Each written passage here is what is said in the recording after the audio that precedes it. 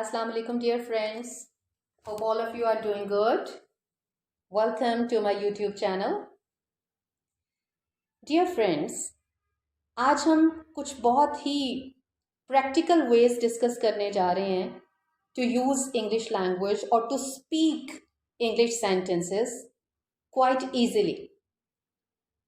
और इस वीडियो में कुछ इंटरेस्टिंग इस तरह से होने जा रहा है कि we will assume some kind of situations.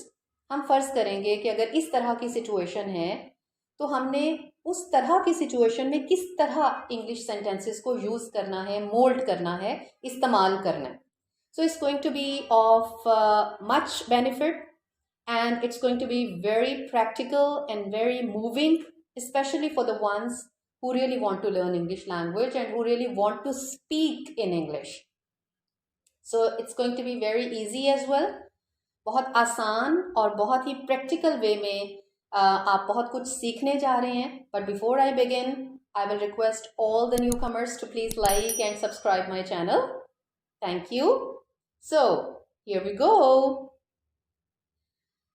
Dear friends, सबसे फर्स्ट जो एक सिचुएशन हमने डिस्कस करनी है वो एक ऐसे फ्रेंड की है हु इज डिप्रेस्ड और डिसहार्टन्ड, किसी चीज़ से, किसी मौके से जो फ़ायदा उठाना चाहता था बट वो नहीं कर पाया.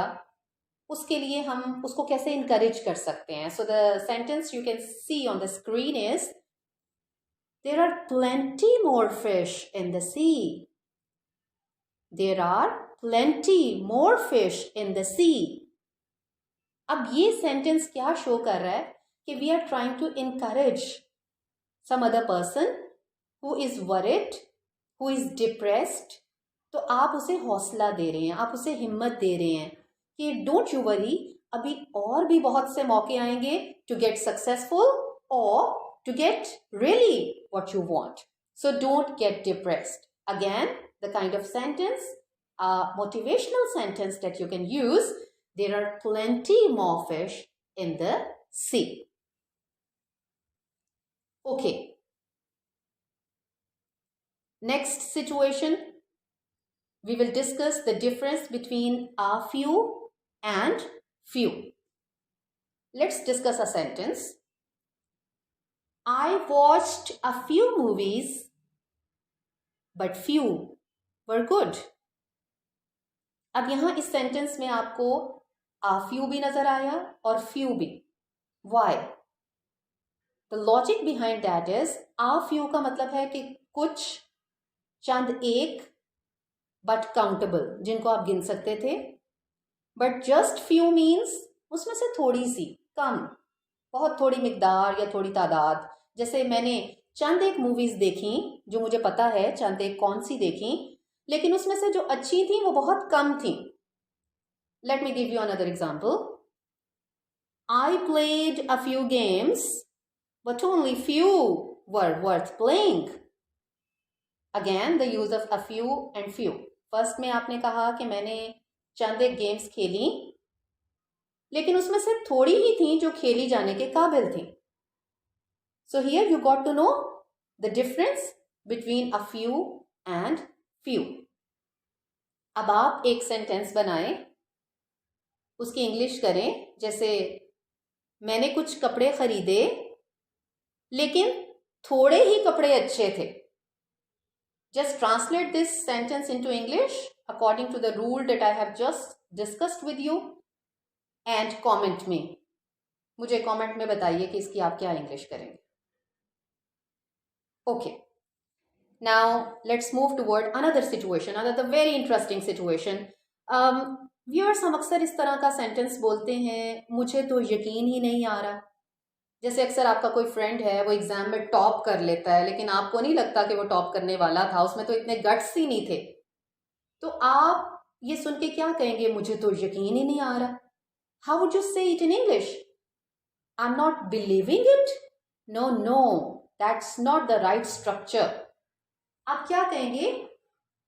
ओह, आई कैंट बिलीव या आई डोंट बिलीव. जैसे मुझे तो यकीन ही नहीं आ रहा कि तुमने टॉप कर लिया. I can believe that you have topped in the class. या I don't believe that you have topped in the class. इसी तरह एक और इससे मिलता जुलता स्ट्रक्चर है जिसमें अक्सर आप कहते हैं कि मुझे तो समझ ही नहीं आ रही, तो क्या इंग्लिश होगी? आई am not understanding, not at all, बल्कि आई कैंट अंडरस्टैंड या आई डोंट अंडरस्टैंड। मुझे समझ ही नहीं आ रहा कि वो क्यों मेरे घर नहीं आ रहा। I can't understand why is he not paying a visit to my home, या मुझे समझ ही नहीं आ रहा कि वो क्यों मुझसे नाराज है। I don't understand why is he angry with me. Got it? Got the point? इसी तरह एक और इसी से मिलती जुलती सिचुएशन है जिसमें आप कहते हैं कि मुझे दिखाई नहीं दे रहा, तो how would you translate into English? I am not seeing? No, you will say I can't see या I don't see. For example, मुझे तुम कामयाब होते दिखाई नहीं दे रहे, I can't see you getting successful, या मुझे तुम ये पहाड़ चढ़ते दिखाई नहीं देते, I don't see you climbing this mountain. So this is the way you are going to use this structure in English language. अब आपने क्या करना है, आप एक सेंटेंस बनाएं, उर्दू उसकी होगी मुझे तुम टाइम से पहुंचते दिखाई नहीं दे रहे। मुझे तुम टाइम से पहुंचते दिखाई नहीं दे रहे, इसकी इंग्लिश कीजिए according to the rule that I have just discussed with you and send me in the comment section please. Okay, next situation.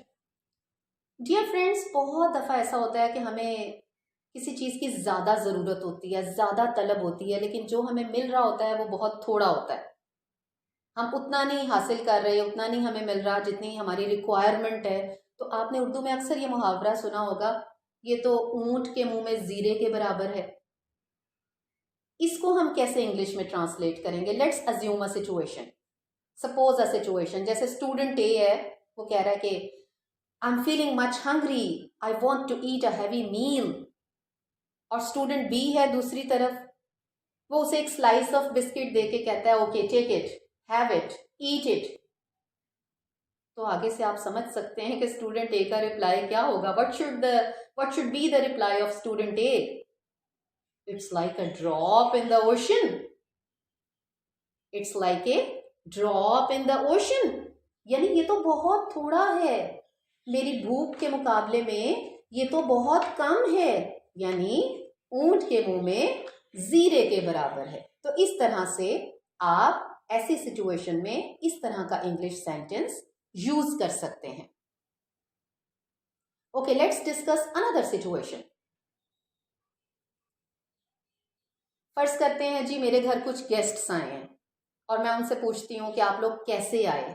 यहाँ कैसे का मतलब क्यों नहीं है, मतलब कैसे का means what was the means of transportation that you use to come over here, किस तरीके से, किस सवारी से आए हैं। एक गेस्ट मुझे ये रिप्लाई करता है कि I have come by car, और दूसरा गेस्ट कहता है कि जी I have come on foot.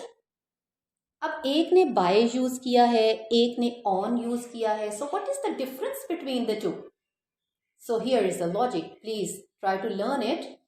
जब हम किसी व्हीकल से आते हैं, किसी सवारी पे आते हैं, when we use a means of transportation then we use the preposition by. For example, I have come over here by car, I have come here by train और बाय बस। लेकिन जब हम पैदल आते हैं, पैरों पे चल के आते हैं, when we don't use any vehicle, तो हम यूज करते हैं on. For example, I have come here on foot. ठीक है जी। अब आपने एक सेंटेंस बनाना है कि हम घर ट्रेन पे जाएंगे, और कमेंट करके मुझे बताना है इस रूल के मुताबिक आप इसकी इंग्लिश क्या करेंगे। So that's all for today dear friends. I hope that this video will help you a lot to start speaking English language. What you need to do is just muster up your courage. Just give yourselves a start. Don't hesitate. Don't stop. Don't apply any brakes. Just keep on moving. You will improve day by day. That's what I guarantee. and let's hope for the best. Before I leave, I'll again request all the newcomers to please like and subscribe my channel, and please keep on watching all my videos to learn English fast and to start speaking English fluently. Thank you very much for watching. Take care. Bye-bye.